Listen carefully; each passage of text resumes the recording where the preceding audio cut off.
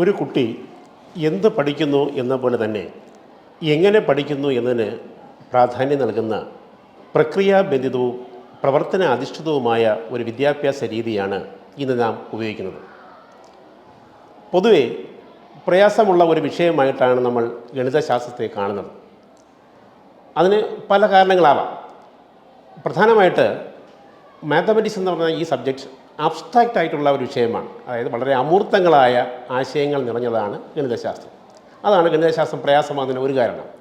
മറ്റൊരു കാരണം പലപ്പോഴും ഈ ടീച്ചിങ്ങിൻ്റെ അകത്തുണ്ടാകുന്ന അപാകതകൾ, അതായത് ശരിക്ക് കറക്റ്റായിട്ടുള്ള മെത്തഡോളജി ഉപയോഗിക്കാത്തത് കൊണ്ടും ഗണിതശാസ്ത്രം പ്രയാസകരമായിട്ട് വരാം.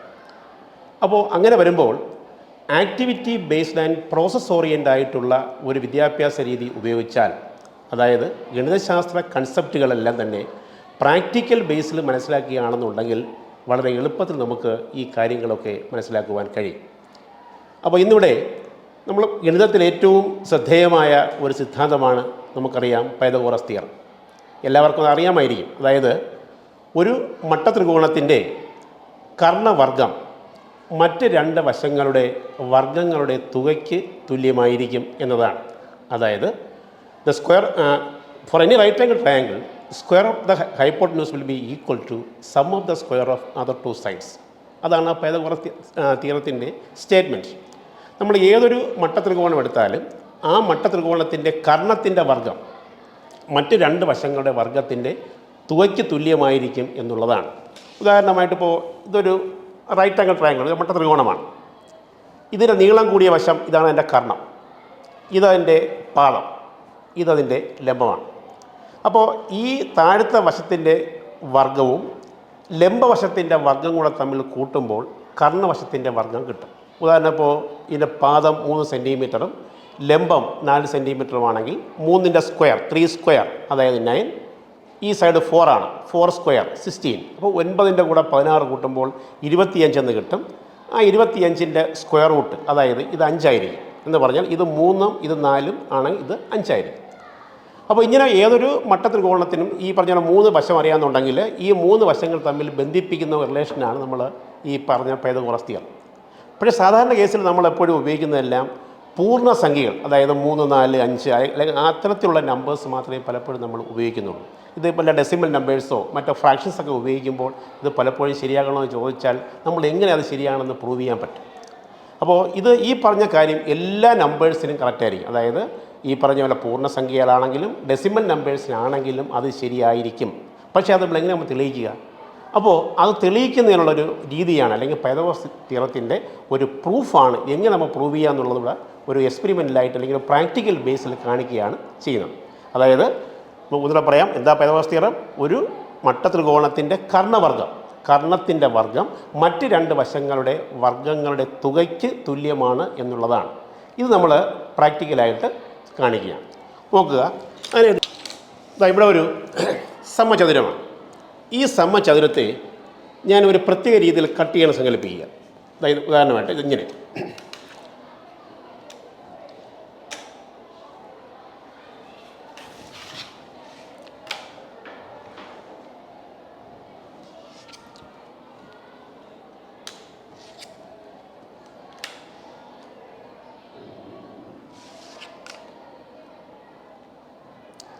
ഇങ്ങനെ ആ സമചതുരത്തെ എന്ത് ചെയ്യുന്നു? കട്ട് ചെയ്തിരിക്കുകയാണ്. നോക്കൂ, അതായത് താഴെ വച്ചിരിക്കുന്ന സമചതുരത്തിൻ്റെ ഏരിയയ്ക്ക് തുല്യമാണ് ഈ മുകളിൽ കാണിച്ചിരിക്കുന്ന സമചതുരത്തിൽ 4, അതായത് 1, 2, 3, 4, 5, അതായത് 1, 2, 3, 4, 5, 6 ഭാഗങ്ങളായിട്ട് നമ്മൾ ഡിവൈഡ് ചെയ്തിരിക്കുകയാണ്. അപ്പോൾ പ്രൂവ് ചെയ്യേണ്ടത് കർണവർഗം സമം പാദവർഗം അധികം ലംബവർഗം പ്രൂവ് ചെയ്യേണ്ടത്. അപ്പോൾ ഞാൻ ആദ്യം എടുത്തു, ഒരു സമചതുരം എടുത്തു. ആ സമചതുരത്തിൽ ഞാൻ എന്ത് ചെയ്തു? ഇതേപോലെ 1, 2, 3, 4, 5, 6 ഭാഗം മുറിച്ചേക്കുകയാണ്. അത് വളരെ കറക്റ്റായിട്ട് മുറിച്ചേക്കുക. നമുക്കറിയാം കറക്റ്റായിട്ട് നമ്മൾ ഡിവൈഡ് ഇട്ടേക്കുകയാണ്. ഞാൻ ചെയ്യുന്നതെന്ന് പറഞ്ഞു കഴിഞ്ഞാൽ ഇവിടുത്തെ ഈ ഒരു സമചതുരവും ഈ ഒരു സമചതുരം അങ്ങ് മാറ്റുകയാണ്. ഈ 2 സമചതുരങ്ങളങ്ങ് മാറ്റി. അപ്പോൾ മാറ്റിയപ്പോൾ ബാക്കി ഇത്ര ഭാഗങ്ങളേ ഉള്ളൂ. ഈ 2 സമചതുരങ്ങൾ മാറ്റിയ ശേഷം ഞാൻ പുതിയ ഒരു ചതുരത്തിൻ്റെ അകത്തോട്ട് വയ്ക്കുകയാണ്. വച്ചിട്ട് ചെയ്യുന്നത് നോക്കിക്കോളാം. നോക്കിയേ, ഇങ്ങനെ വച്ചിട്ട് ഞാൻ ഒരു പ്രത്യേക തരത്തിൽ റീഅറേഞ്ച് ചെയ്യുകയാണ്. ഇതാ ഇങ്ങനെ മാറ്റി, എന്നിട്ട് ഇതാ ഇങ്ങനെ വച്ചു, ഇങ്ങനെ വച്ചു, ഇങ്ങനെയും വച്ചു. അപ്പോൾ ഇവിടെ എന്താ സംഭവിച്ചേ? അതായത് ആദ്യം ഞാൻ ഒരു സമചതുരം എടുത്തു, ആ സമചതുരത്തെ മൊത്തം ഞാൻ 4, 2, 6 പീസായിട്ടാണ് കട്ട് ചെയ്തത്. എന്നിട്ട് രണ്ട് സമചതുരങ്ങൾ ഞാൻ ഇതിനടുത്ത് മാറ്റി ഞാൻ ചെയ്തൊരു പുതിയ സമചതുരം വെച്ചു. അപ്പോൾ നേരത്തെ കണ്ട ആ ഏരിയയ്ക്ക് യാതൊരു മാറ്റവുമില്ല. അതായത് 2 എണ്ണം മാറ്റിയെങ്കിൽ തന്നെ ഈ 2 എണ്ണത്തിന് പകരമാണ് ഞാൻ ചെയ്തത് പുതിയ ഒരു ചതുരം അവിടെ വെച്ചത്. അപ്പോൾ അങ്ങനെ എന്ത് പറയാൻ പറ്റും? ഈ മാറ്റിയ 2 സമചതുരങ്ങളുടെ ഏരിയയും ഈ വച്ച പുതിയ സമചതുരത്തെ ഏരിയയും തമ്മിൽ എന്തെങ്കിലും ബന്ധമുണ്ടോ? അതായത് ഞാൻ 2 സമചതുരം മാറ്റി, അപ്പോൾ മൊത്തമുള്ള ഏരിയയിൽ നിന്ന് 2 എണ്ണം മാറ്റിയിട്ട് പകരം ഒരെണ്ണം വയ്ക്കുകയാണ് ചെയ്തത്.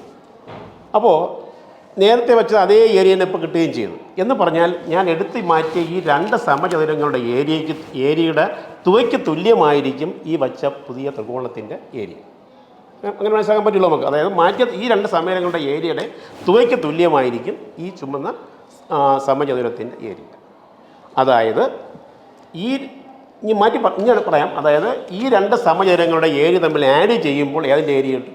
ഈ ത്രികോണം, ഈ പറഞ്ഞ ഈ ചുമന്ന സമചതുരത്തിൻ്റെ ഏരിയ കിട്ടും. അപ്പോൾ ഇനി നോക്കി ഞാൻ വേറെ രീതിയിൽ അറേഞ്ച് ചെയ്യുകയാണ്. നേരത്തെ എടുത്ത വീണ്ടും ആ പഴയ ത്രികോണം ഞാൻ വീണ്ടും എടുക്കുന്നു. ഇതാ ത്രികോണം അവിടെ വയ്ക്കുകയാണ്. വെച്ചിട്ട് ഇതാ ഈ ചതുരം എടുത്ത് ഞാൻ താഴെ വെച്ചു,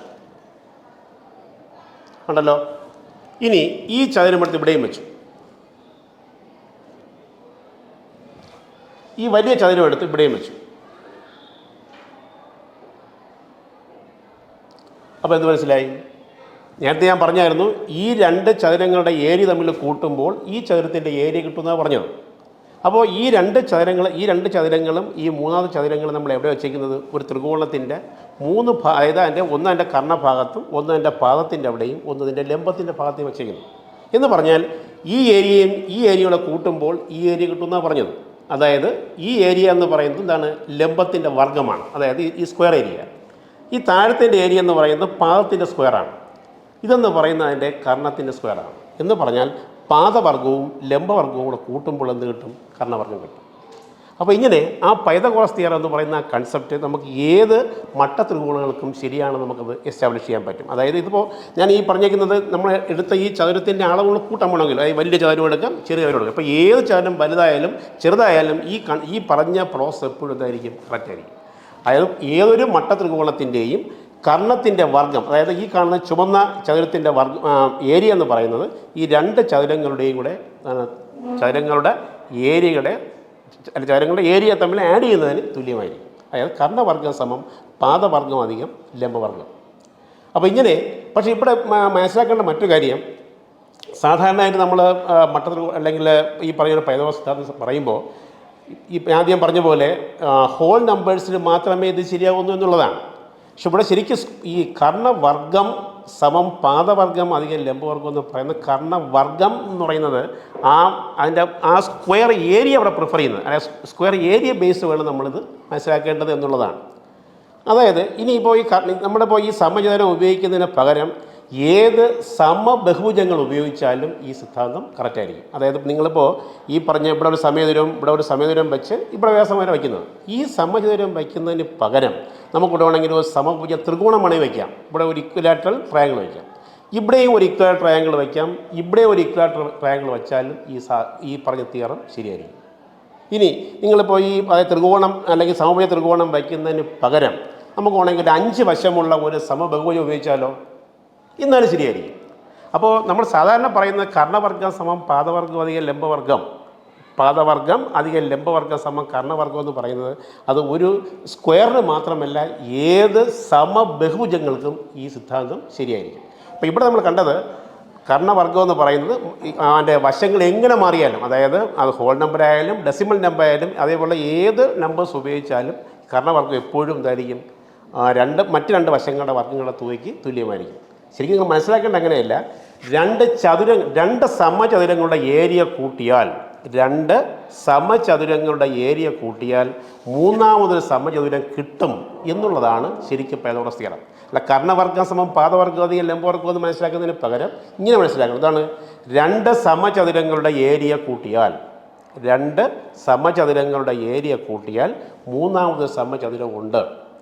അതാണ് പൈതഗോറസ്. അല്ലെങ്കിൽ ഏത് സമചതുരം നമുക്ക് സ്പ്ലിറ്റ് ചെയ്തിട്ട് രണ്ട് സമചതുരങ്ങളായിട്ട് മാറ്റാം. അല്ലെങ്കിൽ തിരിച്ചു പറഞ്ഞാൽ രണ്ട് സമചതുരങ്ങളുടെ ഏരിയയ്ക്ക് തുല്യമായിട്ട് മൂന്നാമതൊരു സമചതുരം ഉണ്ട് എന്ന് പറയുന്നതാണ് പൈതഗോറസ്. അത് ഞാൻ പറഞ്ഞ അല്പം നമുക്ക് എക്സ്റ്റെൻഡ് ചെയ്ത് പറയാം. ഈ സമചതുരങ്ങൾക്ക് പകരം ഏത് സമബഹുഭുജം എടുത്താലും ആ രണ്ട് ബഹുഭുജങ്ങൾ തമ്മിൽ ചേരുമ്പോൾ മൂന്നാമതൊരു സമബഹുഭുജ കിട്ടും എന്നുള്ളതാണ് അതിൻ്റെ പൈതഗോറസ് ശരിക്കുള്ള സ്റ്റേറ്റ്മെൻറ്റ്. നമ്മളതിനെ ചുരുക്കി ഈ കർണവർഗം സമം പാദവർഗം അധികം ലംബവർഗം എന്ന് പറയുന്നുള്ളൂ മാത്രം. അപ്പോൾ അത് മനസ്സിലാക്കാൻ വേണ്ടിയാണ് നമ്മൾ ഈ ഒരു പ്രൂഫ് കാണിച്ചത്. ഇനി ഇതേപോലെ ഇപ്പോൾ ഗണിതത്തിൽ ധാരാളം പ്രൂഫുകളുണ്ട്. നമ്മളിപ്പോൾ 1ാം സ്റ്റാൻഡേർഡ് മുതൽ നിങ്ങൾ ഹയർ സെക്കൻഡറി ക്ലാസ്സിൽ ഇങ്ങനെ പഠിച്ചു പോകുമ്പോൾ ധാരാളം മാത്തമെറ്റിക്കൽ കൺസെപ്റ്റുകൾ നിങ്ങൾ മനസ്സിലാക്കുന്നുണ്ട്.